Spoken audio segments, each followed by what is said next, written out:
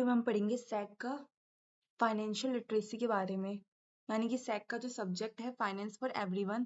तो इसमें हम पढ़ेंगे सारे के सारे यूनिट्स, वन शॉट देखेंगे एंड पीवाईक्यूज भी देखेंगे लास्ट में, जो कि तुम्हारे सारे डाउट्स को क्लियर कर देगी। सारे तुम्हारे इसके मतलब इस वीडियो को देखने के बाद तुम्हें कोई भी अदर वीडियो देखने की जरूरत नहीं पड़ेगी और सारे डाउट्स तुम्हारे क्लियर हो जाएंगे और तुम्हें सब कुछ इजीली लर्न हो जाने वाला है, नोट्स मिल जाने वाला है और पीवाईक्यू की भी प्रैक्टिस हो जाने वाली है। ठीक है, तो चलो देखते हैं पहला unit, introduction to the financial literacy. So financial literacy होती क्या है? तो फाइनेंशियल लिटरेसी का मतलब होता है कि यानी कि नॉलेज, यानी किस चीज की नॉलेज होना, लिटरेसी होना, फाइनेंशियली लिटरेसी होना यानी कि फाइनेंशियल चीजों की नॉलेज होना, यानी कि अपने पर्सनल फाइनेंस को कैसे मैनेज करना है, तो उसी की स्किल्स है ना, उसी का नॉलेज, उसी को जानने को बोलते हैं फाइनेंशियल लिटरेसी। क्या बोलते हैं? Financial literacy. अगर सिंपल वर्ड्स में देखें तो it is the ability to earn money, save money, spend money wisely, invest money, protect money from risk. यानी कि ये एक ऐसी स्टडी होती है, ऐसा नॉलेज होता है जिसके थ्रू हम सिर्फ ना तो अपने पर्सनल, सिर्फ ये नहीं कि हम अपने पर्सनल फाइनेंस को मैनेज कर पाते हैं, बल्कि हम इससे अपने पैसे को बचाना सीखते हैं, पैसे कमाना सीखते हैं, अपने पैसे को सही तरीके से कैसे इफेक्टिवली कैसे खर्च करें, है ना, पैसे बचा के कैसे खर्च करें, अपने पैसे को कहाँ इन्वेस्ट करें, सही जगह पे कैसे इन्वेस्ट करें और अपने पैसों को कैसे मतलब फ्रॉड रिस्क होने से बचाए। तो ये सारी चीजें हम फाइनेंशियल लिटरेसी में जानते हैं और सीखते हैं। ठीक है, तो ये एक स्किल होती है। ठीक है, क्या होती है? स्किल होती है। और आगे देखते हैं। सो फाइनेंशियल लिटरेट पर्सन बहुत ज़रूरी होता है ताकि वो अपने डिसीजंस को क्या ले सके, स्मार्टली ले सके, अपने फाइनेंशियल डिसीजंस को डेली लाइफ में स्मार्टली ले सके। तो इसलिए फाइनेंशियल लिटरेट होना बहुत ज़रूरी होती है। अगर फाइनेंशियल इलिटरेट हो गए हाँ, तो तुम सही से डिसीजंस अपने नहीं लोगे और गलत जगह पे पैसे लगा दोगे, खर्च कर दोगे, या फिर मतलब पैसों से हाथ धो बैठोगे और अपने पैसे वगैरह उड़ा दोगे, है ना, और या फिर तुम्हारे पैसे क्या पता कहीं फंस जाए। तो ये सब चीज़ों की नॉलेज होनी चाहिए। So it is very important to be become financially literate, है ना। सो इट पॉइंट वो इम्पोर्टेंस की अगर मैं बात करूँ, फाइनेंशियल लिटरेसी के इम्पोर्टेंस की बात करूँ, तो why it is important? So it is important because it helps people to avoid unnecessary debt, यानी कि तुम्हें कर्ज वगैरह फालतू के कर्ज वगैरह में पड़ने से, है ना, अवॉइड कर सकते हो। इसकी हेल्प से तुम फ्यूचर प्लान्स कर सकते हो, फ्यूचर के नीड्स में, है ना, क्या क्या जरूरत हो सकती है उसके फ्यूचर्स के लिए मनी सेव कर सकते हो, पैसे बचा सकते हो, है ना, for your family, for your loving beings, है ना। तो तुम पैसे बचा सकते हो, पैसे सही जगह पे खर्च करना, सही जगह पे लगाना जान सकते हो।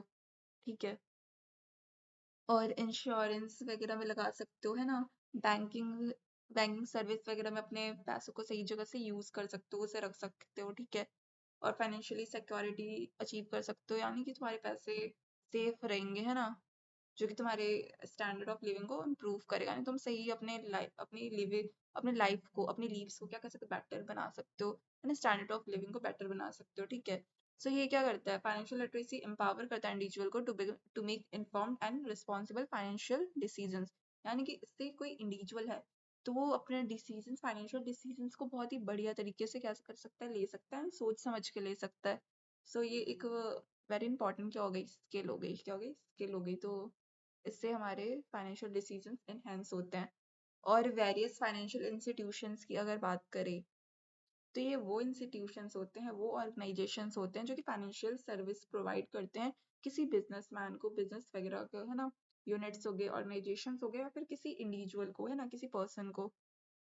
तो इसमें अगर हम पहला देखें तो बैंक एक सबसे ज़्यादा इंपॉर्टेंट फाइनेंशियल इंस्टीट्यूशन होता है जहाँ पे तो अपने पैसे रखते हो सेव करने के लिए, सेव करके रखने के लिए, ना, बाद में खर्च करने के लिए, फ्यूचर यूज के लिए। ठीक है, इसका काम क्या होता है, एक्सेप्ट डिपॉजिट्स, यानी कि तुम्हारे एक डिपॉजिट को एक्सेप्ट करता है, जैसे कि तुम्हारे सेविंग अकाउंट होता है इसमें, है ना, तुम्हारे करंट अकाउंट, फिक्स डिपॉजिट वगैरह। ठीक है, ये तुम्हें लोन प्रोवाइड करता है कि जैसे कि तुम्हें लोन चाहिए होता है ना, होम लोन, एजुकेशन लोन, है ना, पढ़ने के लिए लोन चाहिए होता है, फिर घर लेना है तुम्हें, अगर लोन चाहिए, है ना, या पर्सनल लोन चाहिए कोई तुम्हें, है ना, या हेल्थ इश्यूज के लिए लोन चाहिए, तो वो सारे लोन तुम्हें प्रोवाइड करता है।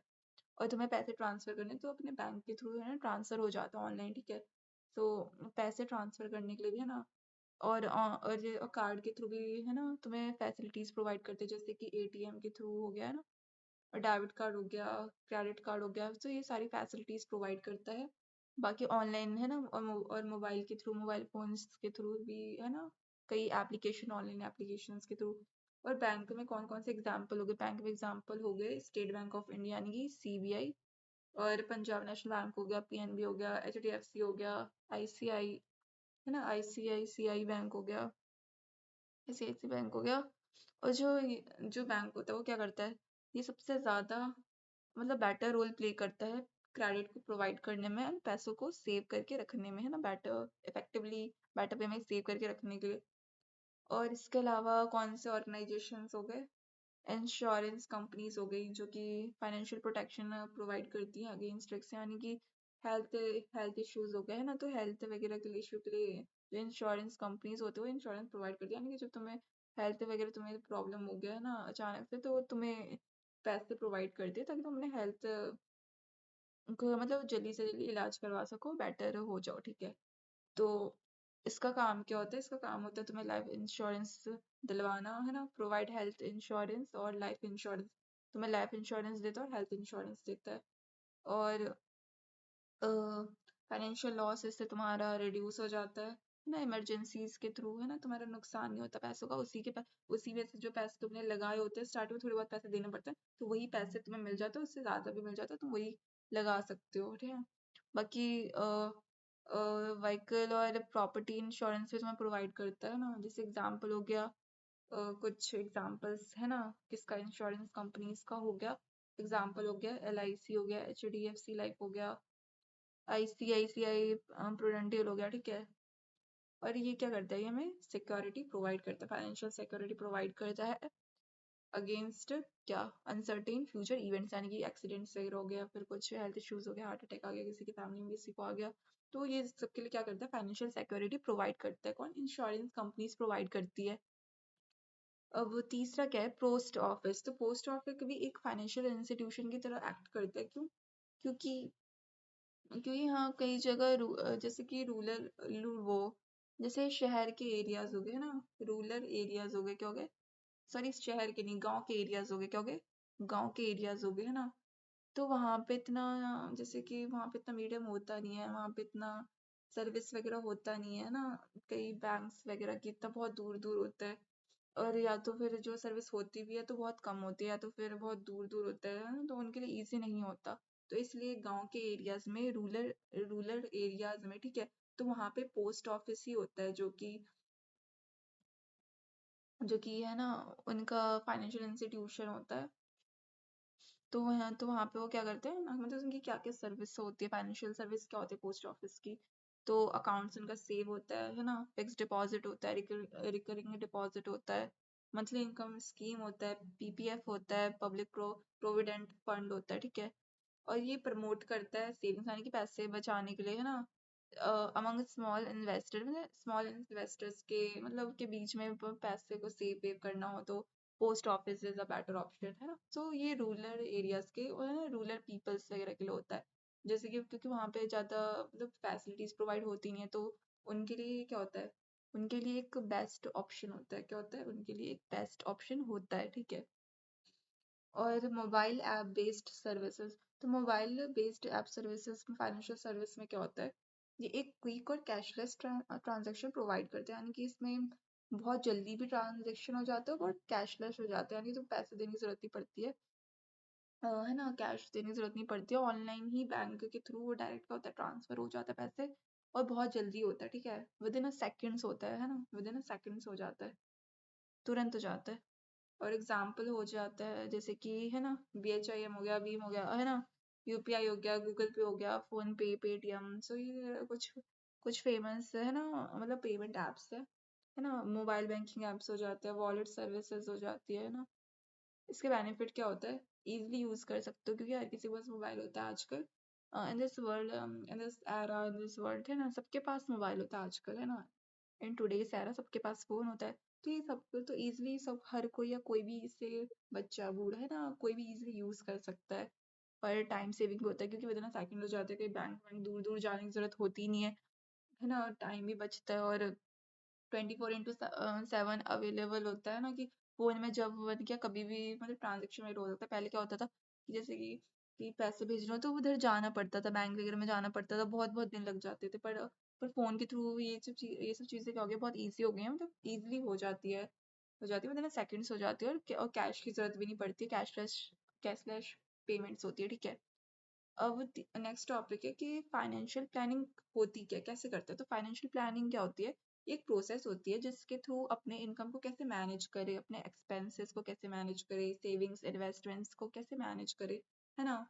और ये इन सबको मैनेज क्यों करना है, फाइनेंशियल गोल्स को अचीव करने के लिए। तो फाइनेंशियल गोल्स को अचीव करने के लिए कैसे अपने इनकम, पैसे, एक्सपेंसेस, सेविंग्स को, इन्वेस्टमेंट को कैसे मैनेज करे, तो इसे ही बोलते हैं फाइनेंशियल प्लानिंग।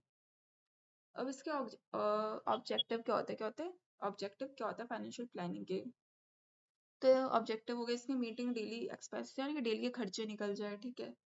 और फ्यूचर गोल्स के लिए पैसे बचा के रखना है, सेव करके रखना, इमरजेंसीज को मैनेज करना, रिटायरमेंट प्लानिंग, यानी कि फाइनेंशियल प्लानिंग है ना, आगे के फ्यूचर के लिए प्लान करने के लिए, है ना। और चाहे कुछ इमरजेंसीज होगी तो उसके लिए पैसे बचा के रखना, सोच समझ के खर्च करना, है ना। खर्चे सारे निकल जाने, है ना, मतलब जितने हैं उसमें निकल जाना। तो उस सब की प्लानिंग वैसे करके रखनी पड़ती है ना, रिटायरमेंट प्लानिंग के लिए पैसे बचा के रखने पड़ते हैं। तो ये सब हो जाता है ना फाइनेंशियल प्लानिंग। तो यही सारे क्या होते हैं objectives of the financial planning. और ये क्या करता है, ये इफेक्टिव यूटिलाइजेशन प्रोवाइड करता है, ठीक है। और नेक्स्ट क्या है, बजटिंग। बजटिंग क्या होता है, तो बजटिंग एक प्लान होता है, किस चीज का प्लान होता है, expected income and expenses for a specific period, यानी कि एक स्पेसिफिक पीरियड के लिए एक एक्सपेक्ट किया हुआ इनकम और एक्सपेंस, यानी कि मतलब इस पीरियड में इतना ही खर्चा होगा, इतना इनकम इन्वेस्ट होगा, है ना, इतना खर्चा होगा। तो वो पहले से ही सोच के रखना हो, मतलब वो एक प्लान बना के रख लेना, है ना।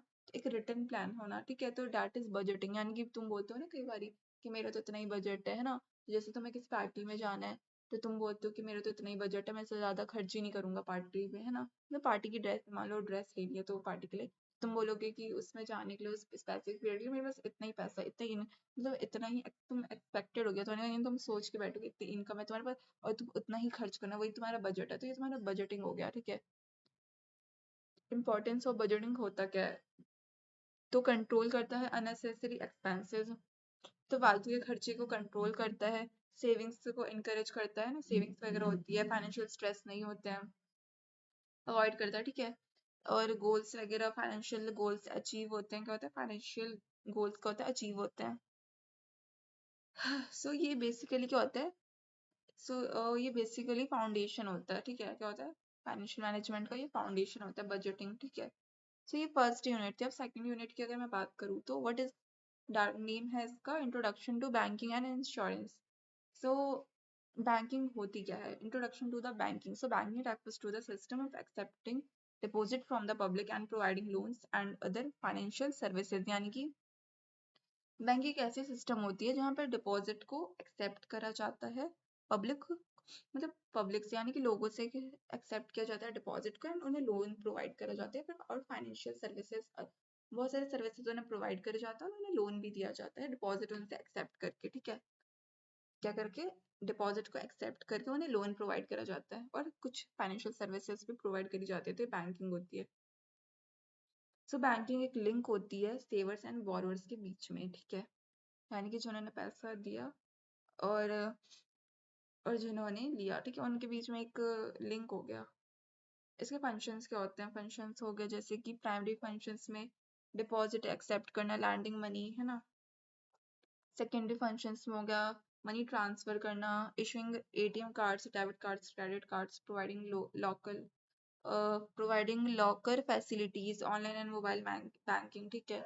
तो सेकेंडरी फंक्शंस हो गए कि मतलब सेकेंडरी फंक्शंस और मेन फंक्शंस हो गए, जैसे कि लॉकर फैसिलिटी प्रोवाइड करेगा, एटीएम वगैरह, डेबिट कार्ड्स हो गया, मनी ट्रांसफर का, है ना। ये सब कुछ प्रोवाइड करता है। ये बहुत ज़्यादा क्रूशियल रोल प्ले करता है डेवलपमेंट में, किसकी डेवलपमेंट, इकोनॉमिक डेवलपमेंट में। और कैसे, है ना, मोबिलाइज करके सेविंग्स एंड क्रेडिट को प्रोवाइड करके ना। So banking plays a crucial role in economic development by mobilising savings and providing credit, savings को मोबिलाइज करके एंड क्रेडिट को प्रोवाइड करके, यानी कि क्रेडिट्स क्या देता है, ठीक है। सेविंग्स मोबिलाइज करता है यानी कि, और सेविंग्स और क्रेडिट प्रोवाइड करता है। Types of bank accounts. अब बैंक अकाउंट्स किस टाइप्स के होते हैं तो वो देख लेते हैं। पहला होता है सेविंग्स अकाउंट। सेविंग अकाउंट होता है जिससे इंटरेस्ट कमा सकते हैं, है ना। डिपॉजिट एंड विड्रॉल अलाउ करता है, यानी कि से ये हो गया सेविंग अकाउंट्स हो गया, है ना। इंडिविजुअल्स के लिए होता है, यानी कि नॉर्मल लोगों के लिए होता है ना, नॉर्मल हम जैसे लोगों के लिए होता है ये सेविंग्स अकाउंट हो गया, ठीक है। सो इसमें इंटरेस्ट भी अर्न कर सकता है एंड डिपॉजिट और विड्रॉल सब होते हैं, ठीक है। करंट अकाउंट क्या होता है, ये क्या होता है, ये होता है बिजनेस वाले लोगों के लिए ना, जो बिजनेस वगैरह करते हैं मेनली, इसमें इंटरेस्ट वगैरह नहीं होता है। हाँ, तो इंटरेस्ट नहीं कमा पाते हैं और अनलिमिटेड ट्रांजेक्शन्स होते हैं। क्या होते हैं, अनलिमिटेड ट्रांजेक्शन्स होते हैं। नेक्स्ट है इसमें तीसरा होता है फिक्स डिपॉजिट अकाउंट। तो फिक्स डिपॉजिट अकाउंट क्या होता है, तो यानी कि फिक्स पीरियड के लिए मनी डिपॉजिट हो सकता है उस पर्टिकुलर पीरियड में, उसके आगे पीछे नहीं हो सकता, फिक्स पीरियड में ही मनी डिपॉजिट हो सकता है, तो that is fix deposit account. इसमें सबसे ज़्यादा हायर इंटरेस्ट रेट होता है, यानी कि इसमें बहुत ज़्यादा फायदा होता है और बहुत लो रिस्क होता है क्योंकि ये फिक्स पीरियड के लिए होता है। नेक्स्ट इसका टाइप है रिकरिंग डिपॉजिट अकाउंट, यानी कि इसमें इसमें भी क्या होता है, फिक्स अमाउंट होता है, यानी इसमें जैसे कि वो था, जैसे कि फिक्स डिपॉजिट अकाउंट था, वैसे ही रिकरिंग डिपॉजिट अकाउंट भी होता है, लेकिन इसमें डिफरेंस होता है कि इसमें उसमें फिक्स पीरियड के लिए होता है और इसमें मंथली होता है। क्या होता है, इसमें फिक्स अकाउंट मंथली के लिए होता है, इसमें फिक्स अमाउंट फिक्स पीरियड के लिए होता है, यानी लेकिन इसमें क्या होता है, फिक्स अमाउंट किस लिए होता है, मंथली के लिए होता है ना। डिफरेंस क्या हो गया, उसमें फिक्स अमाउंट था फिक्स पीरियड के लिए और इसमें फिक्स अमाउंट है फिक्स मंथ के लिए, है ना, यानी कि एक मंथ लगा लो लगभग। और ये रेगुलर सेविंग्स को भी इनकरेज करता है। कौन इनकरेज करता है, रिकरिंग डिपॉजिट अकाउंट। और इंट्रोडक्शन टू इंश्योरेंस। इंश्योरेंस क्या होता है, तो इंश्योरेंस एक कॉन्ट्रैक्ट होता है जिसमें एक इंडिविजुअल होता है, वो क्या करता है, फाइनेंशियल लॉस का रिस्क लेता है, हाँ। मतलब वो एक रिस्क लेता है, उसके बदले में उसे प्रीमियम मिलता है, यानी कि प्रीमियम क्या मिलता है, इंश्योरेंस कंपनी की तरह के थ्रू क्या मिलता है, प्रीमियम मिलता है। और प्रीमियम में क्या मिलता है, यानी कि सर्विसेज मिलती है, इंश्योरेंस की सर्विसेज मिलती हैं। इसमें की टर्म्स कुछ देख लेते हैं, ठीक है। इंपॉर्टेंट टर्म्स क्या होते हैं इंश्योरेंस में, जैसे कि जो इंश्योरर होता है वो है कि जो इंश्योरेंस कंपनी होता है, यानी कि जो दे रही है इंश्योरेंस जो दे रही है वो इंश्योरर हो गया। और इंश्योर्ड यानी कि जो ले रहा है इंश्योरेंस, तो इंश्योर्ड हो गया। वो क्या हो गया, इंश्योर्ड हो गया, ठीक है। प्रीमियम क्या होता है, प्रीमियम यानी कि अमाउंट पेड रेगुलरली, जो अमाउंट रेगुलर पे हो रहा है वो हो गया प्रीमियम। तो यहाँ पे प्रीमियम, यहाँ पे क्या बताया था, मतलब वो अपने फाइनेंशियल को रिस्क में लेकर, अपने पैसों को रिस्क में लेके एक कॉन्ट्रैक्ट होता है जो कि उसके बदले में प्रीमियम प्रोवाइड करती है। इंश्योरेंस कंपनी क्या करती है, यानी कि वो पैसे प्रोवाइड करती है और उससे अपने हेल्थ वगैरह पे इंश्योरेंस वगैरह करवा सकते हैं। पॉलिसी क्या होती है, एग्रीमेंट होता है। क्या होता है, इंश्योरेंस का एग्रीमेंट होता है। रिस्क यानी कि लॉस का पॉसिबिलिटी होता है, यानी कि नुकसान हो सकता है ना, तो यही होता है रिस्क इसमें। सो इंश्योरेंस क्या का काम क्या होता है, ये क्या करता है, रिड्यूस कर देता है financial burden caused by the unforeseen events, यानी कि कुछ एक्सीडेंट वगैरह हो गया किसी का, तो ये फाइनेंशियल बर्डन को रिड्यूस करते हैं, यानी कि ताकि तुम्हें बैंक वो इंस्टेंटली पैसे दे सके और तुम फिर अपना इलाज करवा सको, है ना। कोई एक्सीडेंट वगैरह हो गया, कुछ अनप्रिडिक्टेड ना इवेंट्स हो गया, तो तुम वो सब तुम्हें जल्द पैसे लेके तुम अपना इलाज करवा सकते हो। तो इसलिए इंश्योरेंस काफ़ी अच्छा ऑप्शन भी होता है और कई बारी में ज़रूरी भी हो जाता है ना, लेना सब, क्योंकि सोच के रहना पड़ता है ना, फॉर द फ्यूचर रेफरेंस के लिए, फ्यूचर नीड के लिए।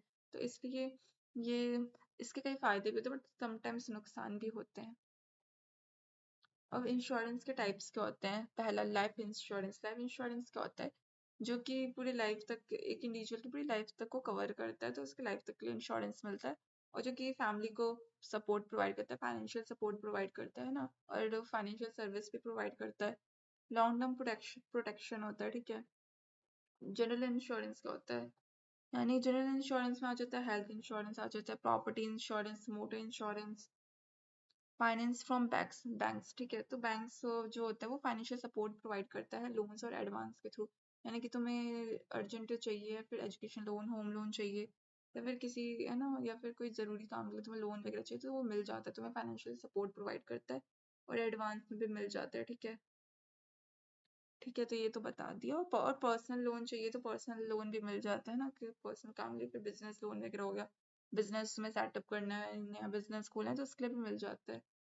इम्पोर्टेंस क्या होता है, और बेनिफिट्स वगैरह क्या होते हैं, बिजनेस ग्रोथ को सपोर्ट करता है, अपना बिजनेस को बढ़ा सकते हो, इनहेंस कर सकते हो, लार्ज स्केल हो या स्मॉल स्केल हो। एजुकेशन वगैरह में हेल्प करता है, एजुकेशन लोन है ना, ताकि तुम एजुकेशन अपनी कंप्लीट कर सको। इम्प्रूव स्टैंडर्ड ऑफ लिविंग है, अपने लिविंग स्टाइल को, अपने लाइफ स्टाइल को बेटर बनाने का, स्टैंडर्ड स्टैंडर्ड को इम्प्रूव करने के लिए, है ना। तो ये हो जाता है importance of the bank finance, ठीक है। इलेक्ट्रॉनिक बैंकिंग क्या होती है? So electronic banking is the E banking, यानी कि ऑनलाइन बैंकिंग हो गया, ठीक है। तो ऑनलाइन बैंकिंग क्या होता है? बैंकिंग सर्विसेज जो कि प्रोवाइड करता है इलेक्ट्रॉनिक चैनल्स, यानी कि इलेक्ट्रॉनिक चैनल्स के थ्रू इलेक्ट्रॉनिक वे में, है ना, जो बैंकिंग होती है, जो सर्विसेज प्रोवाइड हो रही है बैंकिंग की, तो वो हो गया इलेक्ट्रॉनिक बैंकिंग। जैसे कि एटीएम हो गया, इंटरनेट बैंकिंग हो गया, मोबाइल बैंकिंग हो गया, यूपीआई सर्विस हो गया, डेबिट कार्ड हो गया, क्रेडिट कार्ड होता है। तो ये सब इलेक्ट्रॉनिक, यानी कि किसी इलेक्ट्रॉनिक, यानी कि इलेक्ट्रॉनिक डिवाइसेस के थ्रू होता है। क्या होता है ये बैंकिंग? किससे होता है? इलेक्ट्रॉनिक डिवाइसेस के थ्रू होता है, जैसे कि एटीएम डिवाइस हो गया ना, इंटरनेट जो कि फोन में होता है, मोबाइल फोन हो गया, है ना, ये एप्लीकेशन हो गई, यूपीआई है ना, पेमेंट वगैरह के लिए कार्ड्स हो गए। और एडवांटेजेस क्या होती है इलेक्ट्रॉनिक बैंकिंग की? तो advantages of the electronic banking होती है कि 24/7 अवेलेबल होता है, टाइम सेविंग होता है, टाइम बचाता है तुम्हारा, इजी इजी इसमें फंड ट्रांसफर होता है, पेपर वर्क कम होता है। डिसएडवांटेज का होता है, disadvantage of the electronic banking, इसमें साइबर फ्रॉड के बहुत ज़्यादा रिस्क होते हैं, और टेक्निकल नॉलेज और इंटरनेट नॉलेज भी होनी चाहिए, ठीक है। अगर नहीं होगी तो फिर नुकसान हो जाएगा, तुम गलतियां कर सकते हो, तो फिर कुछ फ्रॉड वगैरह हो सकता है। हाँ, सो इलेक्ट्रॉनिक बैंकिंग बहुत ही मतलब बेनिफिशियल क्यों होता है in today's time, in today's era? Because ये बहुत फास्ट होता है, विद इन सेकेंड तुम्हारे पेमेंट्स हो जाते हैं, ईजियर वे में हो जाते हैं, कन्वीनियंटली हो जाते हैं, ठीक है। तो इसलिए तुम्हारा इलेक्ट्रॉनिक बैंकिंग बहुत ही मैटर करता है ना, मतलब बहुत ही अच्छा रहता है ऑप्शन, और सबके फ़ोन में रहता है आजकल तो वैसे, है ना। नेक्स्ट क्या है? यूनिट 3 है financial service from the India Post, ठीक है। तो पहला है role of India Post in financial service. So India Post is not only a postal service but in also an important financial service provider, especially in rural and semi urban areas, यानी कि India post जो post है ना, post services हो गया, यानी कि जो जैसे कि पोस्ट ऑफिस वगैरह नहीं होता, वो एक ऐसा सर्विस होता है जो कि जो अर्बन एरियाज में, यानी कि देखो जो अर्बन एरियाज होता है वहाँ पे तो इलेक्ट्रॉनिक मतलब बैंकिंग वगैरह का सर्विस बहुत अच्छी होती है, फाइनेंशियल सर्विस बहुत अच्छी होती है, वहीं पास पास में बैंक होते हैं। हाँ, हर तरफ पास पास में बैंक खुले होते हैं, एटीएम्स वगैरह खुले हैं, है ना। तो वहाँ पे और फोन वगैरह में इजीली वगैरह बहुत जल्दी पेमेंट्स वगैरह हो जाती है, इजीली सब कुछ हो जाता है, ठीक है। लेकिन रूरल एरिया के लिए, है ना, जो गाँव में रहते हैं छोटे या फिर सेमी अर्बन एरियाज में, वहाँ पे इतनी फैसिलिटीज होती नहीं है, तो बैंक वैंक उनका बहुत मतलब दूर होता है, तो फिर बहुतों का अकाउंट ही नहीं होता, बहुतों, है ना, बहुत लोग जाते ही नहीं है फिर दूर के चक्कर में, तो उनके पास इतनी सर्विसेज नहीं होती है, तो इनके लिए बहुत इम्पोर्टेंट, तो उनके लिए बहुत ही इम्पोर्टेंट रोल प्ले करता है ना, कौन सा? इंडिया पोस्ट ऑफिस, ठीक है। तो हेल्प करता है ये मनी को सेफली इन्वेस्ट करने के लिए, पैसे को सेव करने के लिए, और फाइनेंशियल सिक्योरिटी प्रोवाइड करता है, और ये इंपॉर्टेंट रोल प्ले करता है फाइनेंशियल इंक्लूजन को प्रमोट करने के लिए, ठीक है, इंडिया में। Post office saving saving account क्या होता है? सो ये सिमिलर होता है बैंक सेविंग अकाउंट से, इसमें भी अकाउंट्स तुम्हारे सेव करके रखे जाते हैं, तो इसमें क्या होता है, लेकिन उसमें क्या होता था, फिक्स, है ना, क्या था, फिक्स डिपॉजिट वगैरह होता था, बट इसमें क्या होता है, मिनिमम बैलेंस पे भी कर सकते हो, और अच्छी खासी इंटरेस्ट अर्न कर लेते हो, और सेफ भी होता है, और गवर्नमेंट बैक्ड होता है, हाँ नहीं, गवर्नमेंट बेस्ड होता है, सेफ होता है। सो अच्छा ऑप्शन होता है ये भी, है ना, कौन से? रूरल एरियाज के लिए, गांव के जो आसपास के एरिया में रहते हैं, गांव के एरियाज में, तो उनके लिए सेफ होता है, और इसे यूज करा जाता है रेगुलर सेविंग्स के लिए और स्मॉल डिपॉजिट्स के लिए। नेक्स्ट है पोस्ट ऑफिस रिकरिंग डिपॉजिट, ठीक है, आरडी। तो इसमें क्या होता है, fix amount deposit every month, यानी कि हर मंथ में फिक्स अमाउंट डिपॉजिट कर सकते हो, मिनिमम पीरियड इसका 5 years होता है, यानी कि मतलब 5 years तक कर सकते हो, और अट्रैक्टिव इंटरेस्ट रेट, यानी कि इसका इंटरेस्ट रेट होता है काफी सही होता है, डिसिप्लिन सेविंग्स इनकरेज करता है। एग्जाम्पल हो गया जैसे कि 500 तुम एवरी मंथ डिपॉजिट कर ले रहे हो फॉर द 5 years, ठीक है, तो 5 year इसका मिनिमम पीरियड होता है, तो 5 year तक क्या कर सकते, 5 years तक क्या कर सकते हो, मतलब एवरी मंथ 500 क्या कर सकते हो, डिपॉजिट कर सकते हो, तो ये एग्जाम्पल हो गया। नेक्स्ट है पोस्ट ऑफिस फिक्स डिपॉजिट, है ना, दैट इज टाइम डिपॉजिट। इसमें क्या होता है, lump sum lump sum amount deposit, यानी कि इसमें लम सम में अमाउंट डिपॉजिट होता है और ये जो 1 2 3 एंड 5 ईयर्स तक के लिए अवेलेबल होते हैं, यानी कि चाहे 1 साल या 2 साल या 3 या या फिर 3 से 5 साल के लिए तक के लिए अवेलेबल होता है ना। तो इसमें तुम्हारे पास टाइम तुम्हारे अकॉर्डिंगली तुम देख सकते हो, इसमें अच्छा खासा टाइम होता है ना, कि अपनी मर्जी के अकॉर्डिंग कर सकते हो, चाहे कितने भी साल बचे 1 से लेके 5 ईयर्स तक तो अवेलेबल होता है। और इंटरेस्ट एनुअली पे होता है ना। और बहुत ही सेफ इन्वेस्टमेंट होता है इसमें पोस्ट ऑफिस फिक्स डिपॉजिट में। सो ये रिस्क एवर्स इन्वेस्टर्स के लिए बहुत ही सुइटेबल होता है, क्योंकि इसमें सेफ इन्वेस्टमेंट होती है और एनुअली इंटरेस्ट पेड हो जाता है, ठीक है।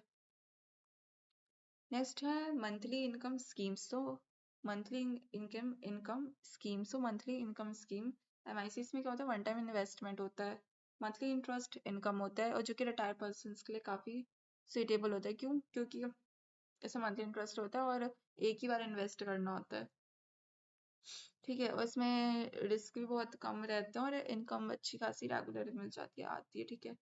Next public provident fund PPF, ठीक है।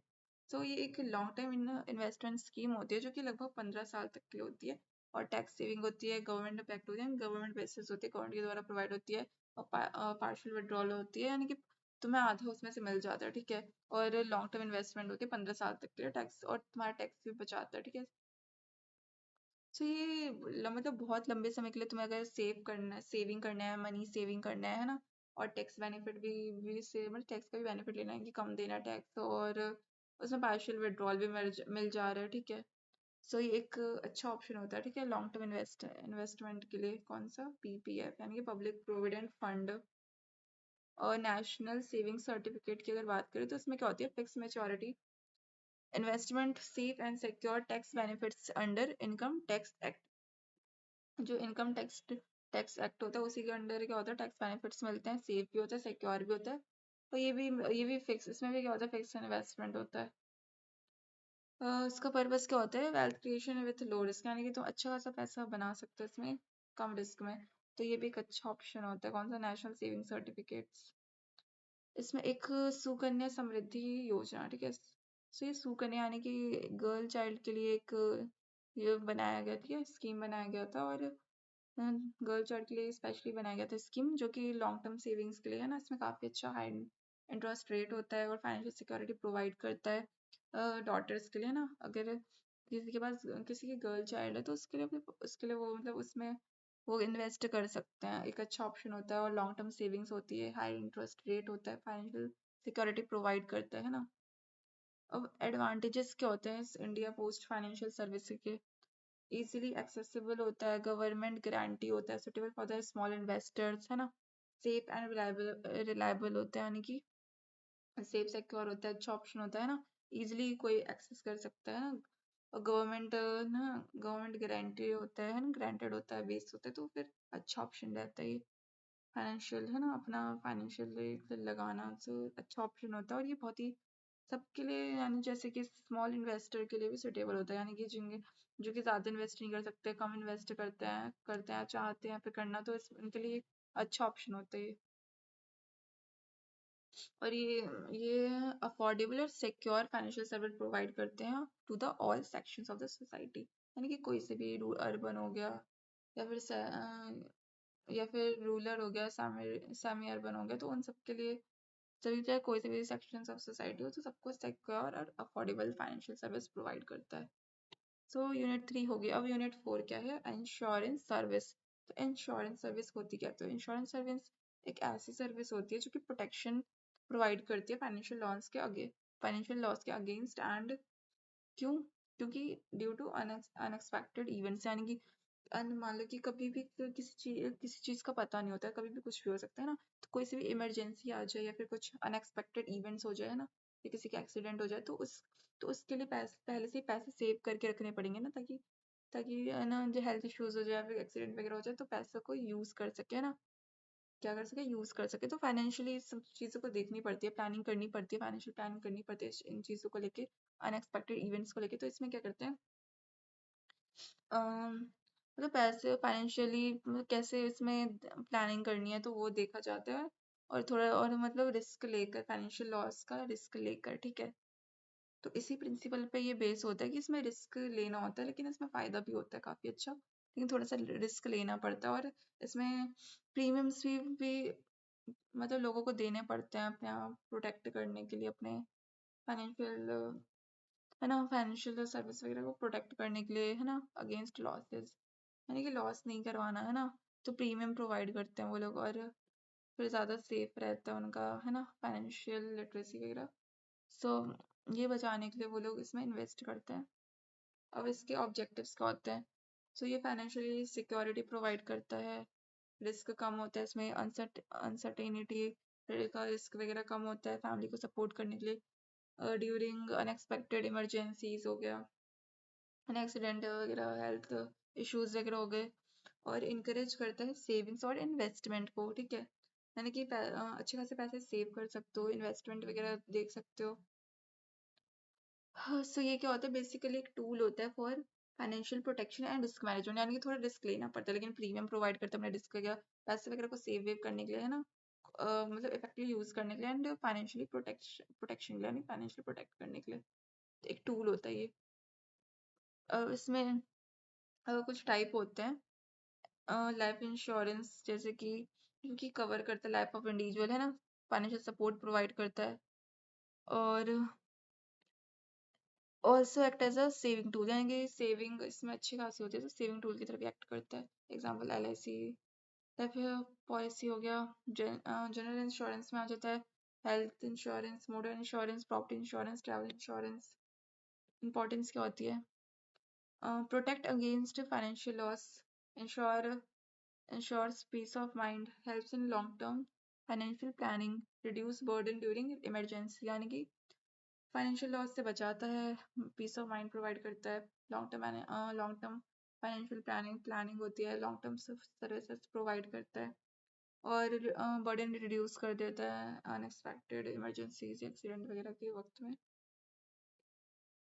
Next unit 4, insurance products. तो इसमें है मीनिंग ऑफ इंश्योरेंस प्रोडक्ट।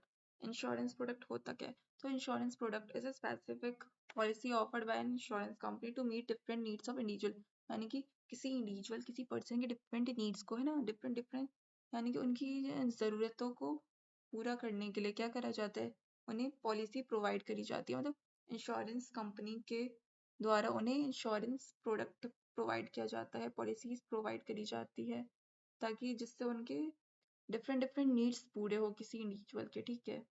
तो उनके नीड्स को पूरा करने के लिए उन्हें क्या प्रोवाइड करा होता है? पॉलिसी प्रोवाइड करी होती है, और किसके द्वारा? इंश्योरेंस कंपनी के द्वारा। सो टाइप्स ऑफ इंश्योरेंस प्रोडक्ट में हो गया पहला लाइफ इंश्योरेंस प्रोडक्ट, तो इसमें होता है whole life insurance, term life insurance, endowment policy, money back policy, यानी कि पैसे से पैसे वापस कर दिए जाते हैं मनी बैक में, है ना, टर्म लाइफ के लिए या पूरे लाइफ के लिए, या फिर कुछ टर्म कंडीशंस के बेसिस पे, है ना, कुछ लाइफ लाइफ के लिए, है ना, थोड़े पर्टिकुलर टाइम पीरियड के लिए, तो टर्म लाइफ इंश्योरेंस हो गया।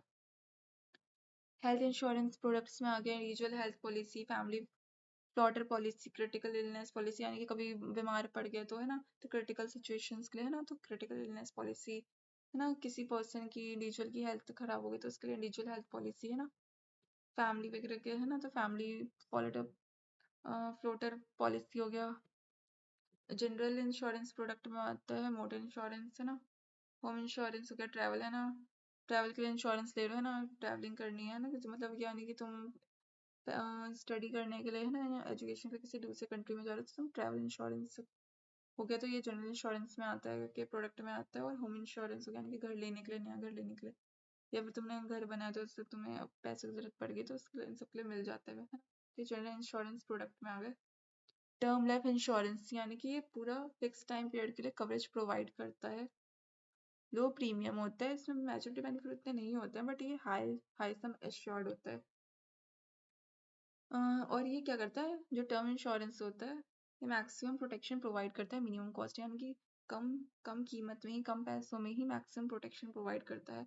सो ये भी काफ़ी अच्छा होता है टर्म इंश्योरेंस का, term insurance.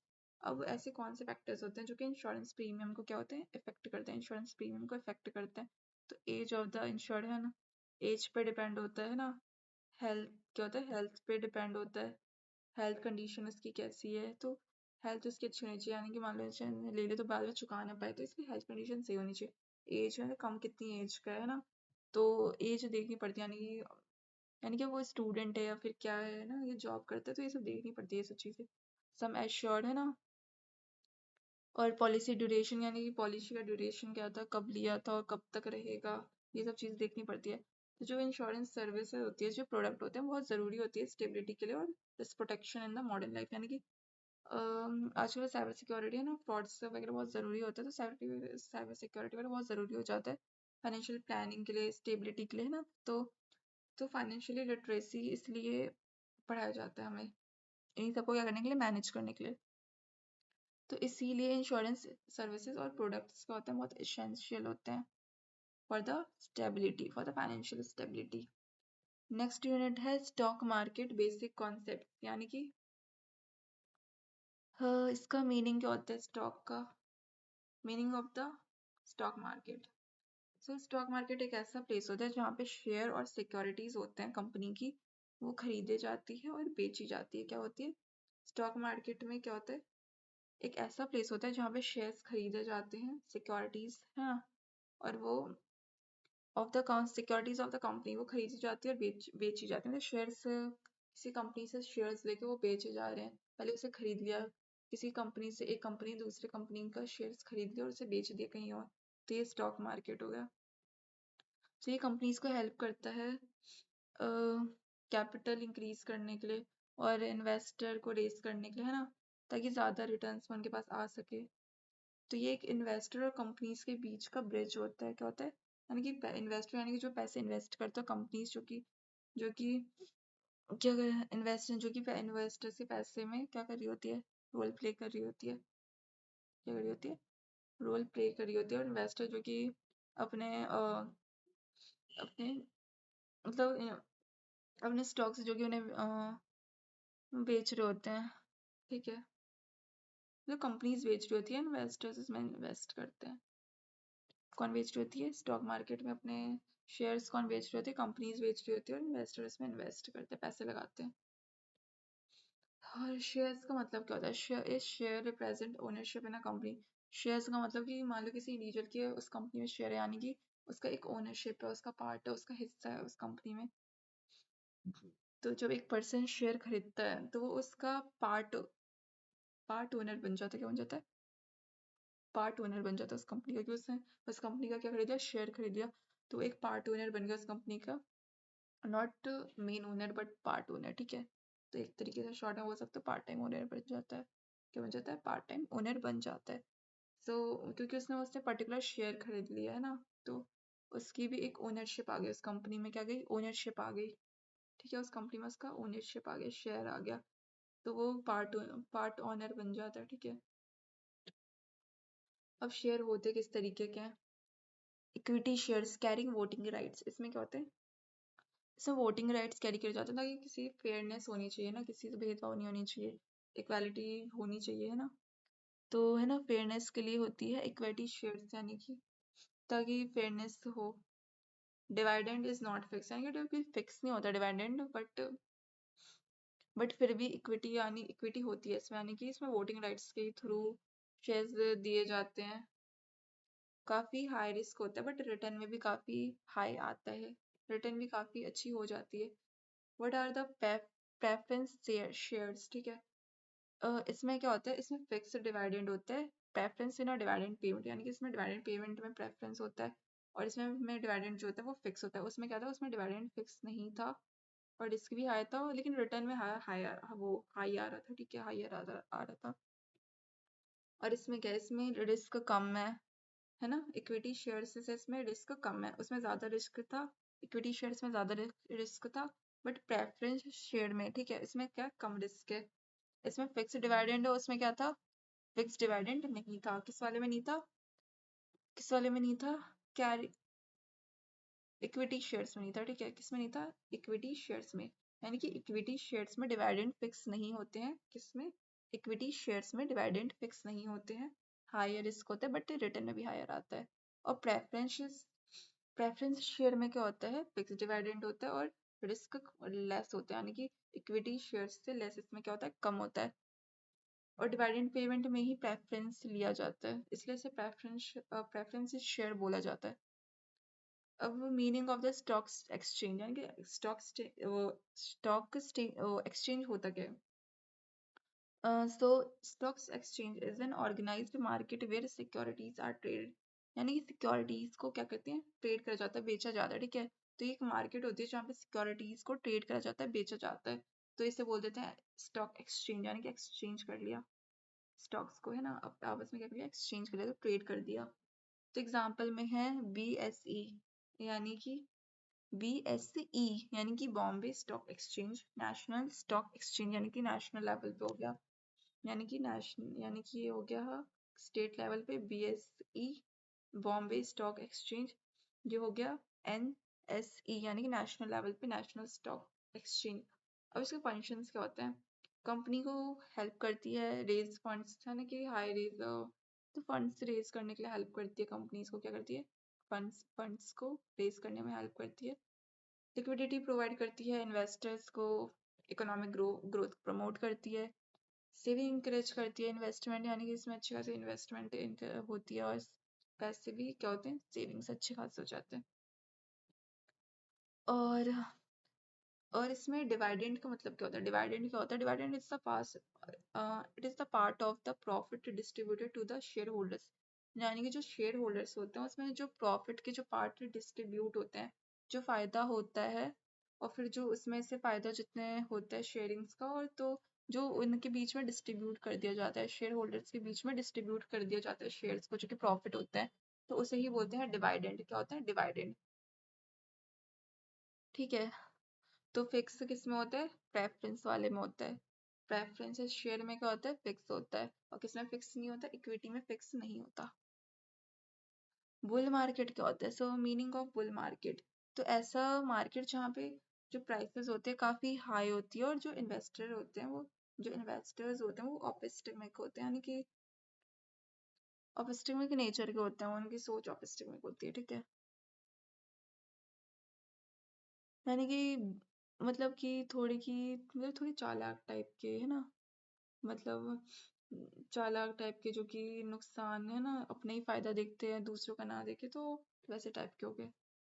Meaning of the beer market, एक ऐसी मार्केट जहाँ पे प्राइसेस फॉल होती है ना, क्या होती है, प्राइसेस फॉल होती है, जहाँ पे इन्वेस्टर क्या होता है, पैसिमिस्टिक होते हैं, पैसिमिस्टिक होते हैं investors. What is the meaning of the investment, investment होती क्या है, तो इन्वेस्टमेंट होती है, हाँ, मनी अपने, मतलब it means the putting money into assets and with the expectation of the earning earning returns in the future, यानी कि पैसे इन्वेस्ट करना, ठीक है, किसी चीज में पैसे इन्वेस्ट करना, और उसके बदले में सोचना कि फ्यूचर में तुम्हारे पास जो अर्न होंगे वो ज्यादा होंगे, मतलब तुम्हारे एक्सपेक्टेशन से ज्यादा होंगे, तो इसलिए तुम अपने पैसे उसमें लगाते हो, ताकि तुम सोचते हो कि बाद में जो पैसे आएंगे वो इन्वेस्ट होने के बाद, है ना, वो बढ़कर ज्यादा आएंगे, तुम्हारे एक्सपेक्टेशन से ज्यादा आएंगे, यानी कि तुम्हारे जो जो जो तुम्हारा शेयर था, जो तुमने इन्वेस्ट किया था, वो बढ़ जाएगा, है ना। तो जैसे कि म्यूचुअल फंड्स हो गया, एग्जाम्पल हो गया, बॉन्ड्स हो गया, है ना, शेयर्स हो गया, है ना, क्या हो गया, शेयर्स हो गया, यानी जब तुम, है ना, जैसे कि शेयर्स तुमने खरीद लिए, बॉन्ड्स हो गया, है ना, म्यूचुअल फंड्स हो गया, तो उसमें तुमने पैसे लगे, और बाद में तुम्हें फ्यूचर में तुम्हें वो इंक्रीज होके मिलता है, मतलब तुम्हारे एक्सपेक्टेशन से इंक्रीज होके मिलता है, तो वो इन्वेस्टमेंट हो गया। तो इसमें फायदा भी होता है, इसमें समटाइम्स नुकसान भी होता है, रिस्क भी होता है। रिस्क एंड रिटर्न, तो रिस्क यानी कि लॉस हो जाना, यानी कि पॉसिबिलिटी होती है लॉस होने की, नुकसान हो सकता है, तो ये रिस्क हो गया। रिटर्न यानी कि इन्वेस्टमेंट से जो इनकम आई, वो अच्छी खासी इनकम आई है, तो रिटर्न अच्छा हुआ है, तो इन्वेस्टमेंट से रिटर्न आना, इनकम है ना, कमाना, तो ये हो गया रिटर्न। तो जहाँ पे हाई रिस्क होता है, कहाँ पे हाई रिस्क होता है, जहाँ पे हाई रिटर्न होता है, यानी कि जहाँ पे ज्यादा मिल होता है वहीं पे ज्यादा रिस्क भी होता है, तो जो हाई रिस्क होता है वो ऑलवेज एसोसिएट होता है हायर रिटर्न के साथ, यानी कि जहाँ पे लो रिस्क होता है ना, वहाँ पे भले ही कम मिल रहा होता है, लेकिन रिस्क लो होता है और पैसे सेव रहते हैं, देन हाई रिस्क वाले, है ना, हाई रिस्क वाले ना पेमेंट एरियाज हो गए, जैसे कि वहाँ पे मतलब रिटर्न में अच्छे खासे मिल रहे होंगे लेकिन रिस्क काफ़ी ज़्यादा होगा, क्योंकि रिस्क काफ़ी ज़्यादा होगा। Advantages of the stock market, opportunity to learn high returns, यानी कि इसमें रिटर्न्स को का मतलब काफ़ी अच्छा अर्न होता है और रिटर्न्स में काफ़ी ज़्यादा मिलती है, तो उसकी ज़्यादा मिलने की अपॉर्चुनिटी होती है। Wealth creation, liquidity of the investment. Disadvantage of the stock market, यानी कि मार्केट क्या होता है, फ्लक्चुएट होता रहता है, यानी कि कभी बढ़ते रहते हैं, कभी घटते रहते हैं, कभी नुकसान हो जाते हैं, कभी फायदा होता है, कभी पैसा गिर गया, जो तुमने पैसे लगाए थे वो सारे तुम्हें हार गए है ना, और या फिर कभी तुम्हारे पास तो ना दुगना तिगना आ गया है ना, तो रिस्क लॉस इसमें होता रहता है कि मार्केट फ्लक्चुएट होता रहता है, तो रिस्क लॉस भी लगा रहता है, होता रहता है, तो इसमें बहुत एक्सपीरियंस की, बहुत नॉलेज की जरूरत होती है, तो इसमें फाइनेंशियल प्लानिंग बहुत जरूरी होती है। सो इसमें फाइनेंशियल लिटरेसी इसके लिए बहुत इंपॉर्टेंट हो जाती है, तो स्टॉक मार्केट के लिए सबसे ज़्यादा इंपॉर्टेंट होती है फाइनेंशियल लिटरेसी होना। अगर लिटरेट नहीं होगे फाइनेंशियल, तो तुम अपना सारा पैसा हार जाओगे, गलत जगह लगा दोगे, और तुम पैसों को सेव करना नहीं जान पाओगे, यानी कि गलत जगह पे तुम्हारा सारा पैसा बर्बाद हो जाएगा। तो इसलिए बहुत ज़रूरी हो जाता है फिर इसे समझना, स्टॉक मार्केट वगैरह को, है ना, एंड लिटरेसी सर्विसेज को समझना, क्या फाइनेंशियल लिटरेसी सर्विस को समझना। तो जो स्टॉक मार्केट होता है वो बहुत ही इंपॉर्टेंट रोल प्ले करता है इकोनॉमिक डेवलपमेंट में, इकोनॉमिक ग्रोथ में। अ, क्यों होता है क्यों इंपॉर्टेंट रोल प्ले करता है, क्यों इकोनॉमिक ग्रोथ को प्रमोट करता है, क्योंकि इन्वेस्टमेंट्स को इनकरेज करता है, इसमें अच्छी खासी इन्वेस्टमेंट हो जाती है और सेविंग्स अच्छे खासे हो जाते हैं। देखो अब नोट्स तो हमने सारे देख लिए, पढ़ लिए, एक्सप्लेनेशन हो गया सारा। अब पीवाईक्यूज देख लेते हैं, तो मैंने इसमें कुछ पीवाईक्यूज ऐड कर रहे हैं मैंने, जिसमें तुम्हें वीडियो की स्टार्टिंग में भी बताया था कि हम लास्ट में पीवाईक्यूज करेंगे, ठीक है। तो वही कुछ इसमें क्वेश्चंस, 3-4 क्वेश्चंस हम करेंगे, बाकी तुम इसे रीड कर लेना अच्छे से, ठीक है। बाकी तुम्हें तो खुद ही लिखना तो खुद ही होगा, ठीक है, तो तुम बस रीड कर लोगे ना एक बार सारे इस नोट्स को, तो तुम्हें इजीली सब कुछ लर्न भी हो जाएगा, सब कुछ समझ में हो जाएगा, तो एग्जाम में इजीली लिख लोगे, है ना। तो तुम इसे पढ़ने के बाद तुम्हें कहीं और जाने की जरूरत ही नहीं होगी, ग्रांटेड है, ठीक है, कहीं लिखवा के ले लो, ग्रांटेड है। इससे सिर्फ पढ़ के जाओगे, अच्छे से लर्न कर लोगे, है ना, 3-4 बार वीडियो देख लोगे, समझ लोगे, नोट्स से पढ़ लोगे, तो तुम्हें सब क्लियर हो जाएगा, सारे कॉन्सेप्ट क्लियर हो जाएंगे। फिर भी डाउट रहेगा तब तुम कमेंट सेक्शन में भी पूछ सकते हो, ठीक है। तो पीवाईक्यूज देख लेते हैं, ठीक है। तो वीडियो ज़्यादा लंबी ना हो, तो इसके लिए पहले पीवाईक्यूज देख लेते हैं, ठीक है। तो पहला क्वेश्चन है, right short notes on preference shares. तो प्रेफरेंस शेयर क्या होता है? प्रेफरेंस शेयर बताया था कि ऐसा शेयर होता है जिसमें कि फिक्स डिविडेंड होता है, जो कि शेयर होल्डर्स को क्या होता है, प्रोवाइड होता है, यानी कि ऐसा शेयर होता है जिसमें कि फिक्स रेट ऑफ डिविडेंड होते हैं, यानी कि तो रेट डिविडेंड का रेट क्या होता है, फिक्स होता है। इसमें क्या होता है, वोटिंग राइट्स कैरी नहीं होता। इक्विटी इक्विटी वाले में वोटिंग राइट्स कैरी होता है, बट इस वाले में क्या होता है, वोटिंग राइट्स कैरी नहीं होता। किस वाले में नहीं होता? प्रेफरेंस शेयर में वोटिंग राइट्स कैरी नहीं होता, और किस में होता था? इक्विटी शेयर्स में होता था, ठीक है। और इसमें फिक्स रेट ऑफ डिविडेंड होता है, और इक्विटी वाले में फिक्स रेट ऑफ डिविडेंड नहीं होता था, ठीक है। इसमें लो रिस्क होता है और इस वाले में हाई रिस्क होता था इक्विटी वाले में, ठीक है। सो ये डिविडेंड पेमेंट होता है इसमें, तो ये ज़्यादा प्रेफरेंस करा जाता है और ज़्यादा अच्छा रहता है ये इक्विटी शेयर होल्डर से, क्योंकि उसमें ज़्यादा हाई रिस्क रहता है, इसमें लो रिस्क होता है, तो और सेविंग्स भी अच्छी होती है, इफेक्टिव होती है, तो ये भी काफ़ी अच्छा होता है। और इसमें लेकिन इसमें वोटिंग राइट्स नहीं होते, ठीक है। और इसमें पेमेंट जो होती है वो पहले ही हो जाती है, इक्विटी शेयर होल्डर से पहले ही, है ना, उनके अकॉर्डिंगली इसमें पहले हो जाती है।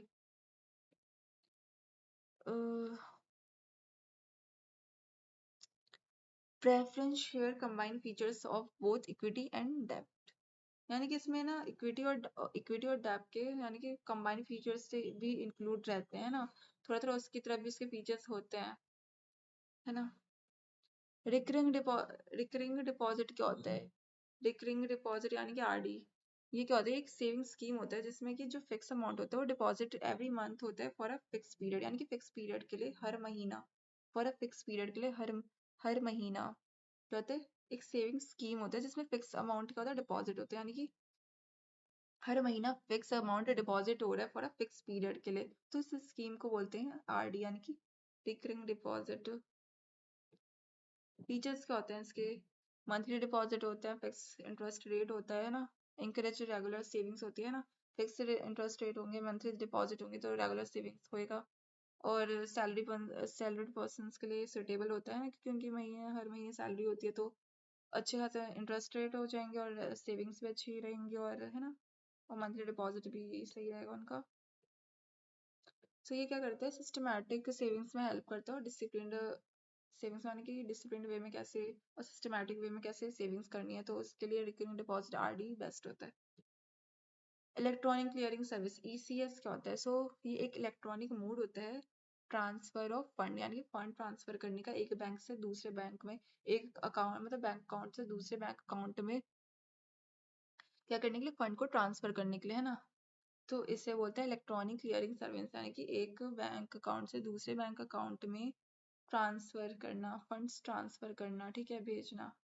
तो ये हो गया इलेक्ट्रॉनिक क्लियरिंग सर्विस।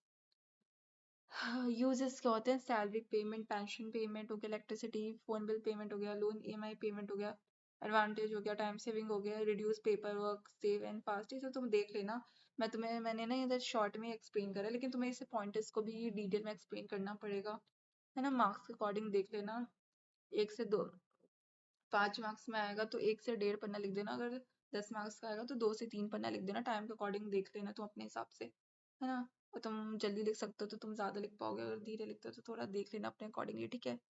लेकिन थोड़ा मार्क्स के अकॉर्डिंगली भी देख लेना, और इन पॉइंटर्स को भी एक्सप्लेन करना, बाकी इन पॉइंटर्स को पढ़ के जाना, है ना, तो ये तुम्हारे लिए ज्यादा अच्छा वर्कआउट करेगा, तुम इसे एक्सप्लेन कर पाओगे। एक्सप्लेन तो अंदर कुछ भी कर दोगे, लेकिन जो मेन वर्ड्स होते हैं, कीवर्ड्स होते हैं, ये सब पता होने चाहिए ना, जो ये वर्ड्स होते हैं, तो इन्हें अच्छे से देख लेना, ठीक है। ये जो वर्ड्स है ना, इन्हें अच्छे से देख लेना।